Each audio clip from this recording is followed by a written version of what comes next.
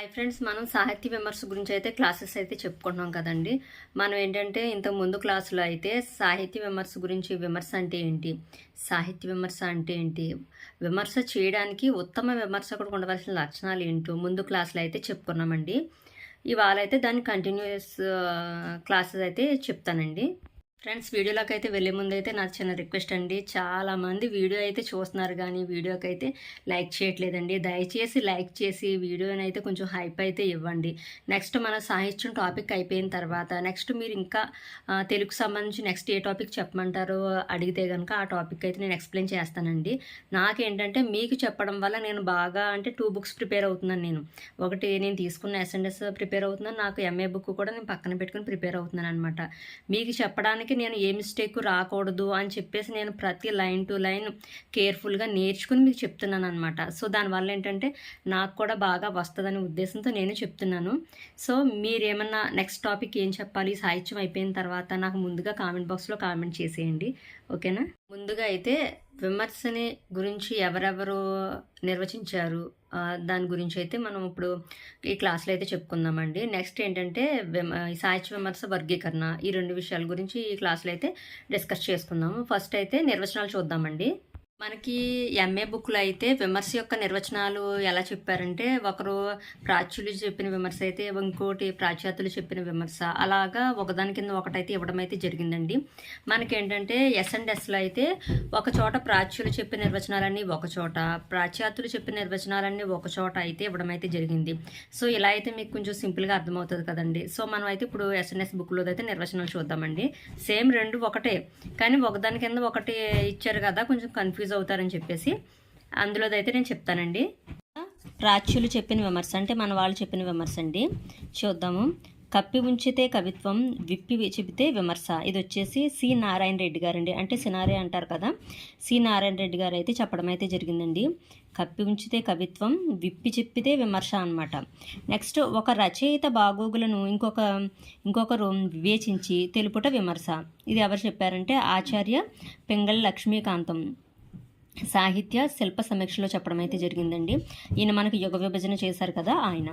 Next, ఒక గ్రంథమును గైకొని అందరి లోపములను, ఔచిత్య అనౌచిత్యములను, భావ గంభీరతను, అలంకారిక రచనా పాఠవములను, ధ్వని విశేషములను, సయ్య సౌభాగ్యమును, వస్తు నిర్మాణ సౌష్ఠవమును, పాత్ర పోషణ, రసపోషణ, సర్వ విషయములను కూలంకసంగా చర్చించి వాజ్మయమున ఆ గ్రంథమునకు గల స్థానమును నిరూపించుడయ్యే విమర్శ అనబడును.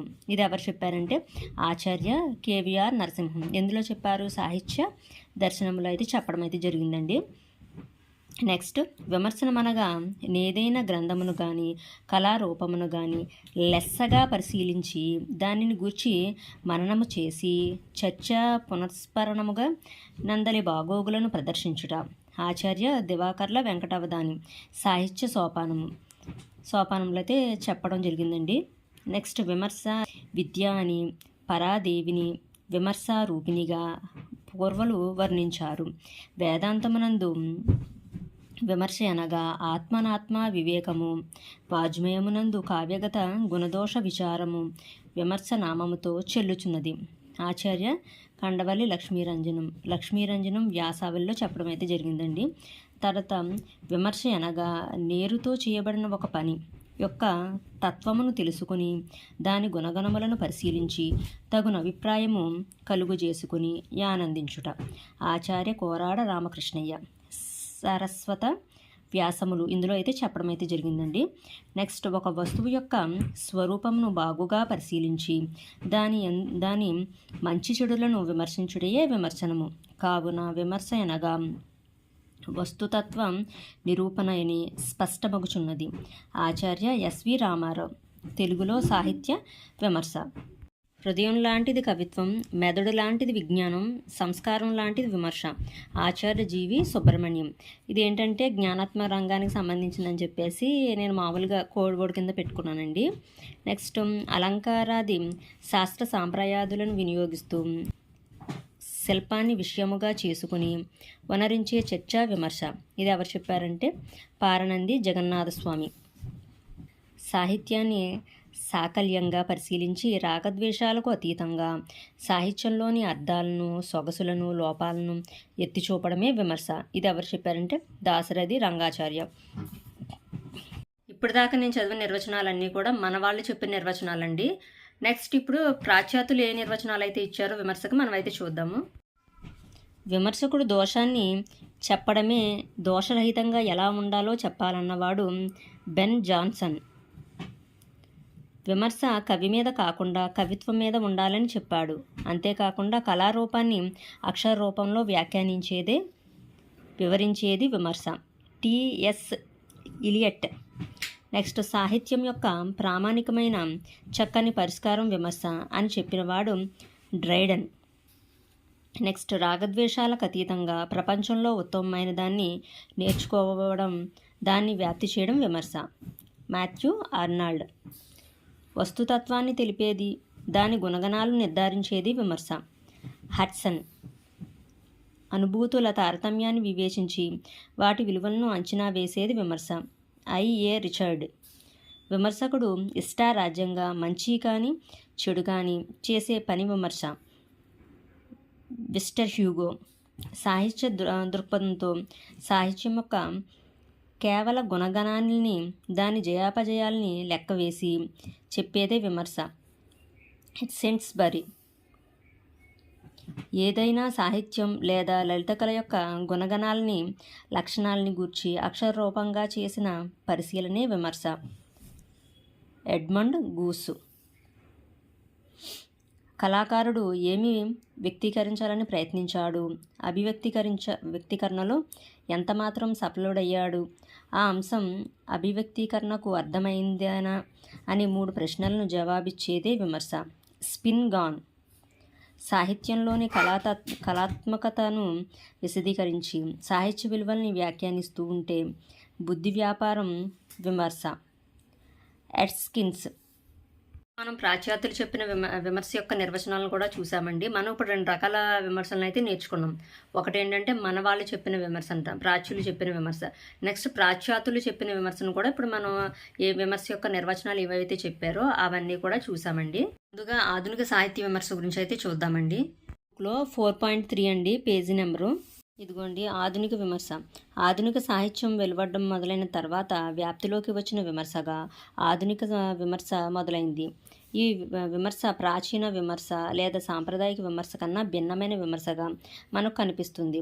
మనోవైజ్ఞానిక విమర్శ, అభినందనాత్మక విమర్శ, తులనాత్మక విమర్శ, నిర్ణయాత్మక విమర్శ, గ్రంథ విమర్శ, కవి జీవిత విమర్శ, కాల్పనిక విమర్శ లాంటి విమర్శనా పద్ధతులు ఆధునిక విమర్శన విభాగంలో చేరేవిగా ఉంటాయి. ఆధునిక విమర్శ అంతా కొత్త సిద్ధాంతాల ప్రయోగవాదాల విశ్లేషణలోనూ కొనసాగిన విమర్శగా ఉంటుంది. ఆంగ్ల సాహిత్య విమర్శనను ఆధారంగా చేసుకుని ఈ విమర్శ ప్రధానంగా కొనసాగేదిగా ఉంటుంది. ఆధునిక విమర్శ చాలా మటుకు స్వేచ్ఛా స్వతంత్రాలని కోరుకునే విమర్శగా కొనసాగింది. ఆంగ్ల సాహిత్య విమర్శను దృష్టిలో ఉంచుకొని ఈ విమర్శ కొనసాగిన దీనికంటే భిన్నంగా స్వేచ్ఛా స్వాతంత్రాన్ని ఆశ్రయించి చాలా విమర్శకుల స్వతంత్ర అభిప్రాయాలకు అనుగుణంగా ఈ విమర్శ కొనసాగింది. పాశ్చాత్య సాహిత్యాల్లో లేని కొన్ని భారతీయ సాహిత్య ధోరణులను విశ్లేషించి చూపే సందర్భాల్లో ఈ విమర్శ ఎక్కువగా స్వేచ్ఛా స్వతంత్రాన్ని ప్రదర్శించే విమర్శగా కొనసాగింది. దేశభక్తి, సంఘ సంస్కరణ, స్త్రీవాద, దళితవాద, మైనారిటీవాద, ముస్లింవాద ధోరణులకు చెందిన సాహిత్యాన్ని వివరించేటప్పుడు ఈ ఆధునిక విమర్శ దేశీయమైన స్వేచ్ఛా స్వాతంత్రాన్ని కోరుకునే ధోరణిలో ఈ ఆధునిక విమర్శ కొనసాగింది. ఈ ఆధునిక విమర్శ కళ కోసమే, తన దృక్పథంతో కాకుండా కళ ప్రయోజనం కోసం, అది సామాజిక ప్రయోజనం కోసం అనే దృక్పథంతో ప్రధానంగా కొనసాగిన విమర్శ. ఆధునిక విమర్శ ఒక రకంగా సిజం మొదలైన తర్వాతే బాగా ప్రచారంలోకి వచ్చింది. ఈ విమర్శ అంతా తెలుగులో వ్యవహారిక భాషలోనే కొనసాగింది.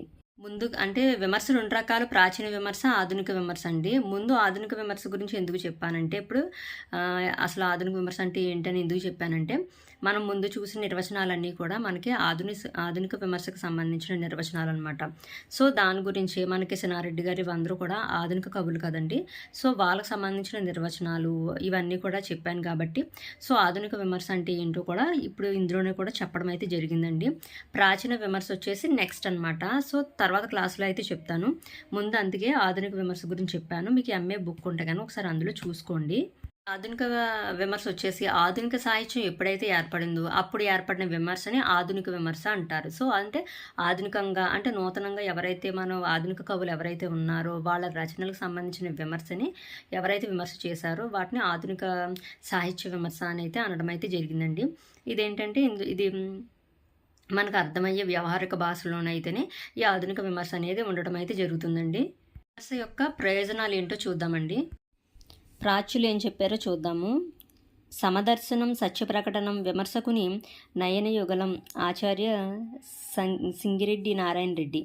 కవుల్ని కావ్యాలని గూర్చి వచ్చి విమర్శ ఇంచుమించు కావ్యవాజ్మయం లాంటిదే కాబట్టి విమర్శ సార్థకమే. ఆచార్య పింగళ లక్ష్మీకాంతం. పండిన వృక్షములకు రాతి దెబ్బలన్నట్లు పుస్తకములు వ్రాయువానికి విమర్శములకు రాళ్ళు తగులును. అయినా అవి మొదట కొంత నొప్పి కలిగించినను గ్రంథకర్తను కాలక్రమేణా గట్టివాణి గావించుటయ్యే కాక అతని మహోన్నతుని చేసి విమర్శమును గురికందని వాణిగా చేయును. కందుకూరి వీరేశలింగం. అంటే ఇప్పుడు పండిన చెట్లకే రాళ్ళ దెబ్బలు అని చెప్పేసి ఇప్పుడు కందుకూరి వీరేశలింగం గారు చెప్పారు కదండి. మనకు బిట్ ఇలాగే అడుగుతాడండి. మనకి ఏంటంటే ఇప్పుడు పండిన చెట్టుకే రాళ్ళ దెబ్బలు అని, వృక్షములకి రాళ్ళ దెబ్బలు అని అన్న కవి ఎవరు అని చెప్పేసి అడుగుతాడు. ఎందుకంటే లాస్ట్ డిఎస్సిలో ఎలా అడిగారంటే ఇటు సున్నా అటు సున్నా మధ్యలో నేనున్నానని చెప్పేసి మనకి వడ్డాది పాపాయి గారు అనుకుంటండి ఆ చిత్రకారుడు. సో, ఆయన గురించి అయితే బిట్ అయితే రావడం అయితే జరిగింది. సో, ఇలాంటివే మనం కొంచెం జాగ్రత్తగా అయితే గుర్తుపెట్టుకోవాలండి. ఇంకోటి ఇంతకుముందు నిర్వచనం ఒకటి వచ్చింది కదండి, కప్పి ఉంచితే కవిత్వం, విప్పి ఉంచితే విమర్శ అని చెప్పేసి. సో, అలాంటి మనల్ని బిట్టాడు, ఈ అన్న ఇలా చెప్పింది ఎవరు అని అడుగుతాడు. అలాంటి బిట్లు అయితే వస్తాయండి. కొంచెం జాగ్రత్తగా అయితే చూసుకోండి. ప్రాచ్యాతులు చెప్పింది వస్తుతత్వాన్ని తెలపడం, కావ్య గుణగణాలని నిర్ధారించడం విమర్శ ప్రయోజనాలుగా చెప్పినవారు హడ్సన్. మంచి విమర్శ మంచి భావాలు నెలకొల్పుతుంది, ఒక మహాకావ్యం ఆవిర్భవించడానికి దోహదం చేస్తుంది. Matthew Arnold. విమర్శ కూడా కళలాగే ఒక ప్రత్యేక ప్రతిపత్తిని సంతరించుకున్నట్లు వంటివి కళకు విమర్శ అవసరం ఎంతైనా ఉంటుందని చెప్పిన వారు నార్త్ ఫ్రై. విమర్శ చేయడం వల్ల ఉపయోగాలు ఏంటో కూడా మనకి ప్రాచ్యులు ఏం చెప్పారు, పాశ్చాత్యులు ఏం చెప్పారు అనేది మనకు అర్థమవుతుంది. అంటే ఏంటంటే ఒక సాహిత్యానికి విమర్శ అనేది చేయడం వల్ల ఏంటంటే మొదట ఆ సాహిత్యానికి సంబంధించి కొంత బాధనైతే కలిగించిన అదేంటంటే అవన్నీ ఎదుర్కొంటూ అంటే నవ్యానికి కూడా లేదా ఒక సాహిత్యానికి సంబంధించిన విమర్శ కూడా అదే అనమాట. మొదట ఏంటంటే కొంత కవికి బాధను కలిగించిన ఏంటంటే ఎందులో లోపాలు ఉన్నాయి అని ఎదుటి కవి చెప్పడం వల్ల దాన్ని సరిదిద్దుకుని అతను ఇంకా మంచి కావ్యాలు రాస్తారనే ఉద్దేశంతో ఈ విమర్శ అనేది సాగుతుందనమాట. నాకు అర్థమైంది ఏదో నేను చెప్తున్నానండి, దయచేసి ఎవరో కూడా తప్పుగా అనుకోవద్దు. ఓకే ఫ్రెండ్స్, వీడియో అయితే బాగా లెంత్ అయిపోతుందండి. సో, అందుకే ఇంకా ఈ వీడియోని అయితే ఇక్కడితో ఆపేస్తున్నానండి. నెక్స్ట్ వీడియోలో ఇంకా మిగతాది అయితే చెప్తానండి. నా ఎక్స్ప్లెనేషన్ అయితే మీకు నచ్చినట్లయితే కనుక బాగా చెప్పారని చెప్పేసి కామెంట్ బాక్స్లో కామెంట్ చేసి మన వీడియోకి అయితే లైక్ చేయడం మటుకు మర్చిపోకండి. ఏంటంటే ఇవాళ క్లాస్లో మనం ఏం చెప్పుకున్నామంటే విమర్శ యొక్క నిర్వచనాలు, అంటే మన ప్రాచ్యులు ఏం చెప్పారు, ఆధునిక సాహిత్య విమర్శ గురించి చెప్తున్నానండి. ఆధునిక సాహిత్య విమర్శకు సంబంధించి మన ప్రాచ్యులు ఏం చెప్పారు, పాశ్చాత్యులు ఏం చెప్పారు తెలుసుకున్నాం. నెక్స్ట్ విమర్శ యొక్క ఉపయోగాలు ఏంటో తెలుసుకున్నాం. నెక్స్ట్ ఏంటంటే ఈ విమర్శ అనేది 2 రకాలు కదా, ఒకటి ప్రాచీన విమర్శ, 2 ఆధునిక విమర్శ. ఇప్పుడు మనం ఏం చెప్పుకున్నామంటే ఆధునిక విమర్శ గురించి అయితే చెప్పుకున్నామండి. మనకి ఇంకా ప్రాచీన విమర్శ గురించి అయితే ఇంకా మన పూర్వ కవులు అనమాట, వాళ్ళ గురించి అయితే ఇంకా ఎక్స్ప్లెనేషన్ చేసుకోలేదు. ప్రజెంట్ మనం ఆధునిక విమర్శ గురించి అంటే ప్రజెంట్ ఉన్న కవులు, మన ఆధునిక కాలంలో ఎవరైతే కవులు ఉన్నారో వాళ్ళైతే ఏం చెప్పారు అవన్నీ అయితే మనం ఇప్పుడు ఈ ఆధునిక విమర్శలో అయితే చెప్పుకోవడం అయితే జరిగిందండి. నెక్స్ట్ టాపిక్ అయితే నెక్స్ట్ వీడియోలో అయితే చెప్తాను. వీడియో కనుక బాగా నచ్చిందంటే లైక్ చేయడం మటుకు మర్చిపోకండి. ఓకే ఫ్రెండ్స్, ఈ వీడియో నచ్చితే లైక్ చేయడం మర్చిపోకండి. అలాగే మన ఛానల్ కొత్తగా చూస్తే కనుక సబ్స్క్రైబ్ చేసుకోండి. ఓకేనా ఫ్రెండ్స్, బాయ్ ఫ్రెండ్స్.